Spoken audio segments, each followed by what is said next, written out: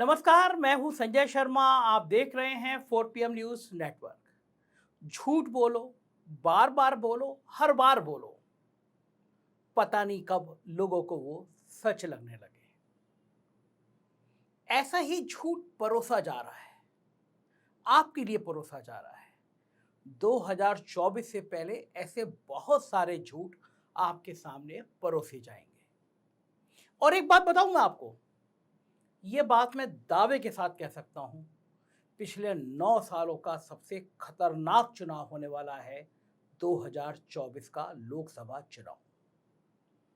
खतरनाक मैं इसलिए कह रहा हूं कि साहब को और छोटे साहब को पता है कि बाजी उनके हाथ से निकल रही है। साहब को और उनके चाणक्य को पता है कि पत्ते पिट रहे हैं। और अब राष्ट्रीय स्वयंसेवक संघ को भी पता है कि मोदी के चेहरे में वो जादू नहीं रहा, मोदी पर लगाए जाने वाला वो दांव नहीं चलने वाला। लिहाजा एक नई चौसर बिछाई जा रही है। वो चौसर इतनी बारीक बिछाई जा रही है कि आप उसको पकड़ ना पाए। विजयदशमी पर मोहन भागवत के भाषण से काफी सारी चीजें साफ हो गई। साफ हो गया कि आरएसएस ने मान लिया है कि अब कमान उसको संभालनी है। संघ ने मान लिया है कि अब मामला आगे निकल गया है। लोग समझ गए हैं कि ये सारे झूठी बातें थी, ये सारे छलावा थे। 9 साल से जो बातें परोसी जा रही थी वो झूठ था। तब संघ ने एक नई बिसात बिछाने की तैयारी कर ली है, एक गेम प्लान तैयार कर लिया है जिसके जरिए इस देश के जनमानस को फंसाया जा सके। और ये गेम प्लान शुरू होगा जनवरी से, जब राम मंदिर की शुरुआत होगी। कमान अलग अलग दे दी गई है, चीजें अलग अलग बिछा दी गई हैं। निशाना एक है, दिल्ली की कुर्सी। आमतौर पर संघ प्रमुख विजयदशमी के भाषण में ऐसा कोई इशारा नहीं करते जिससे राजनीति की बहुत साफ साफ बू आ जाए, मगर मोहन भागवत इस बार एक कदम आगे बढ़ गए। इशारों में इंडिया गठबंधन पर हमला किया, और यह हमला साफ कर रहा था कि संघ समझ गया है कि अब साहिब के बस की बात नहीं रही। समझ गया है संघ की इस बार गेम प्लान बहुत चेंज करना होगा। हर हालत में लोगों में कंफ्यूजन पैदा करना होगा। कितने आराम से संघ प्रमुख पूछ रहे हैं कि एक ही देश में रहने वाले इतने पराये कैसे हो गए। क्या बात है।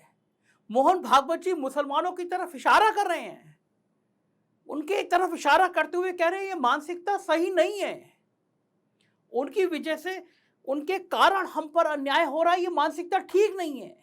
उन्होंने कहा कि विक्टिमहुड की मानसिकता से काम नहीं चलेगा। फरमाया कि मुझे किसी बस्ती में घर नहीं मिलता, इसलिए अपनी बस्ती में रहना होता है। एक ही देश में रहने वाले लोग इतने पराये कैसे हो गए। क्या बात है मोहन भागवत जी, क्या बात है।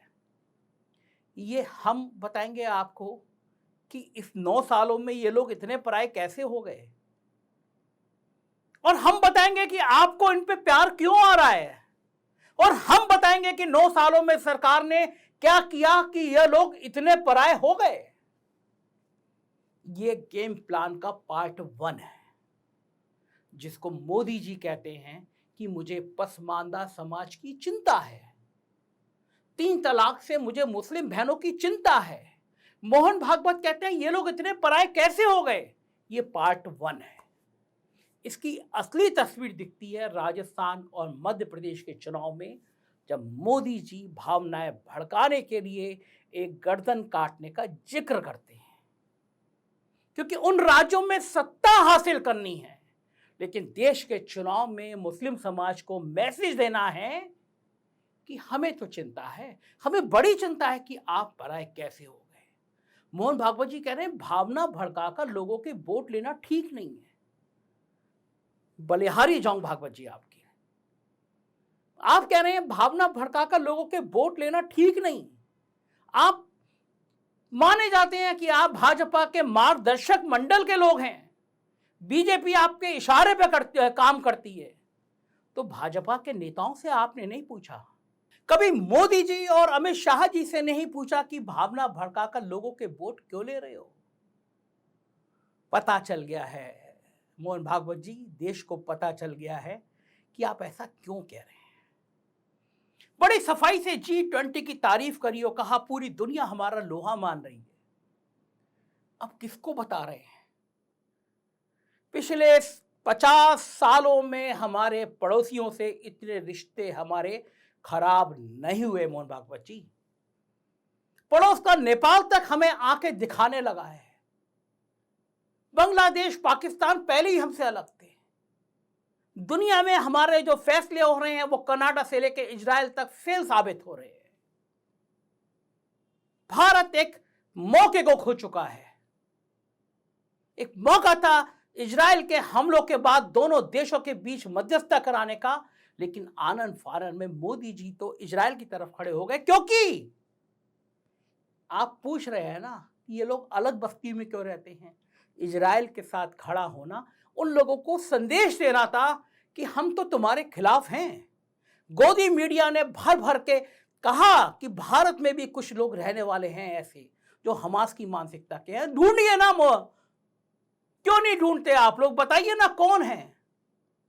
और फिर मणिपुर पर भी बहुत बढ़िया दांव खेला मोहन भागवत जी ने। पूछा कि एक दशक से शांत मणिपुर में अचानक ये फूट की आग कैसे लग गई। क्या हिंसा पार करने वालों में सीमा पार के अतिवादी भी थे?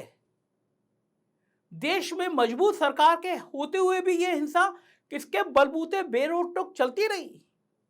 क्या बात है मोहन भागवत जी। हम भी तो ये पूछना चाहते हैं कि 56 इंच के सीने के बाद ये हिंसा कैसे चलती रही।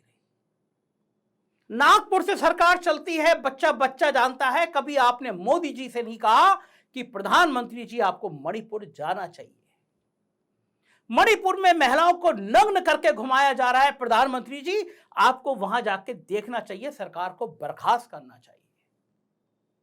आपके सहयोग से आपका सहयोगी मिजोरम का चीफ मिनिस्टर भी कहता है कि मुझे प्रधानमंत्री के साथ स्टेज शेयर नहीं करना। समझ गया है कि यह तो नाव डूब रही है। फिर असली मुद्दे पर आते हैं मोहन भागवत और कहते हैं छोटे छोटे स्थानों पर राम मंदिर के उद्घाटन के बाद आयोजन करना है, क्योंकि जिस दिन राम मंदिर का उद्घाटन होगा इतनी भीड़ वहां नहीं पहुंच सकती। ये गेम प्लान है संघ का कि हर कस्बे में, हर गांव पर राम मंदिर के नाम पर आयोजन किए जाए। इन आयोजनों में क्या होगा मुझे कहने की जरूरत नहीं है।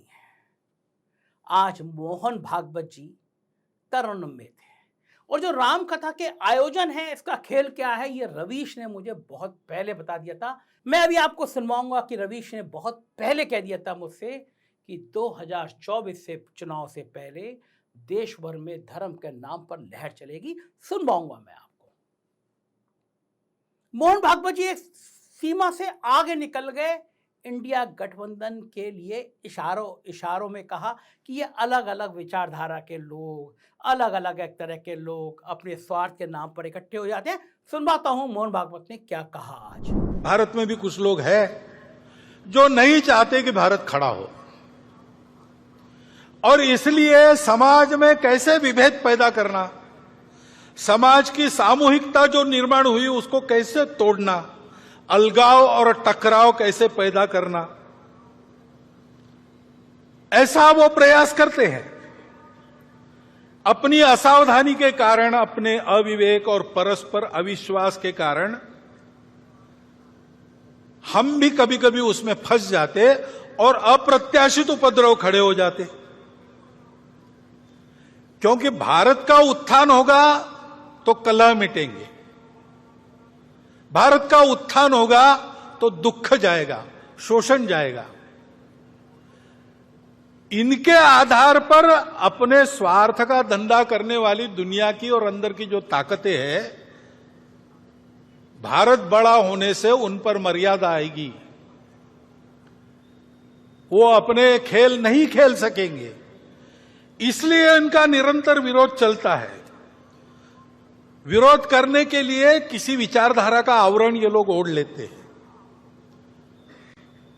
बड़ी चिकनी चुपड़ी बातें करते हैं, कोई बड़ा उद्देश्य, मन लुभावन उद्देश्य ऐसा घोषित करते कि हम इसके लिए काम कर रहे हैं, लेकिन उनका उद्देश्य दूसरा ही रहता है, अपना उल्लू सीधा करने का रहता है।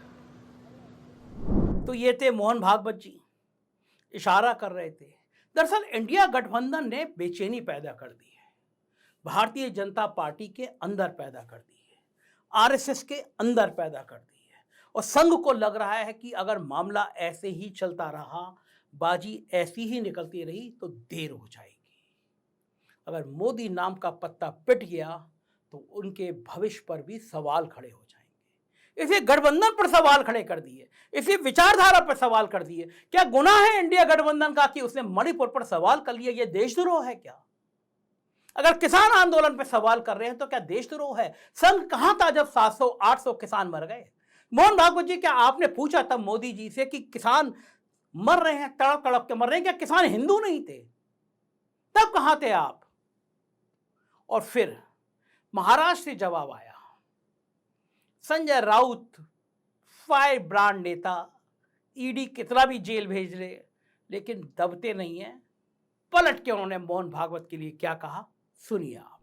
के राजनीतिक स्वार्थों के कारण इस तरह से किया। अगर मोहनराव भागवत जी इंडिया की बात कर रहे हैं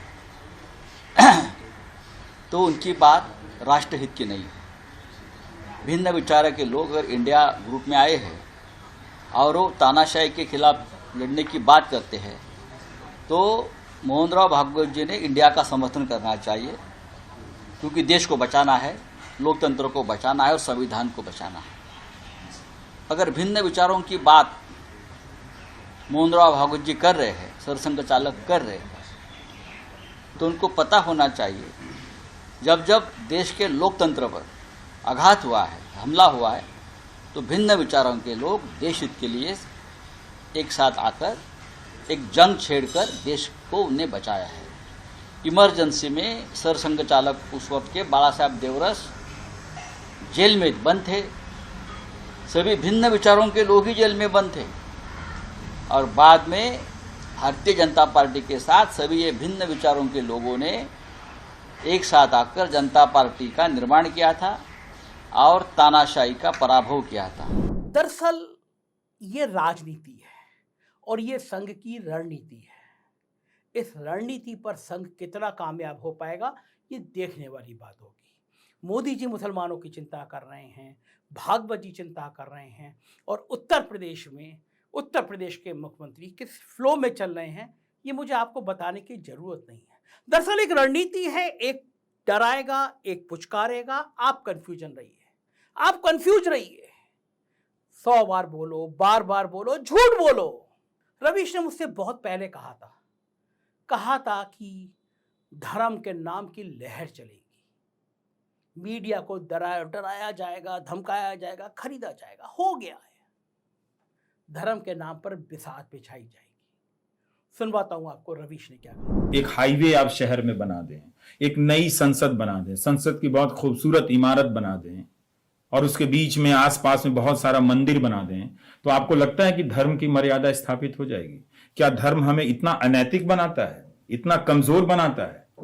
क्या धर्म की भाषा इतनी खराब है? क्या वो धर्म कहता है कि आपकी भाषा जब भी होगी इतनी खराब होगी और आप जो संवैधानिक संस्थाएं हैं उसके बारे में इस तरह से बात करेंगे? आखिरी सवाल, ये जो धर्म का नशा अफीम की तरह चटा दिया गया है, क्या 2024 में ये उतरता हुआ दिख रहा है आपको? मालूम नहीं, अगर लोगों ने तय कर रखा है कि धर्म के नाम पे कुछ और दिन बेवकूफ बनना चाहते हैं तो ये उनका फैसला है, लेकिन 2024 का चुनाव तो धर्म का चुनाव है, वो मुद्दों का चुनाव नहीं है, क्योंकि मुद्दों पर जवाब देने के लिए इनके पास कुछ नहीं है। 8 साल के बाद आपके पास यही है कि आप लोगों को मुफ्त अनाज दे पाए, आपने उनको वहां तक पहुंचा दिया कि वो अगर आप मुफ्त अनाज ना दें तो खा नहीं सकते हैं। वो कितना बड़ा स्टेटमेंट है इस देश की गरीबी का। तो अब आप क्या करेंगे? अब आप सिर्फ धर्म के नशे से अपनी नैया पार लगाएंगे। उसमें बहुत सारा मीडिया आएगा, आप देखिए, आप पकड़ नहीं पाएंगे। 24 आने दीजिए, आपको धार्मिक मुद्दों का ज्वार तूफान भाटा सब नजर आएगा, आंधी बारिश, आपको लगेगा ही नहीं कि और कोई मुद्दा है यहाँ। तो क्या ये सही साबित होगा? रविश की बातें सही साबित होंगी?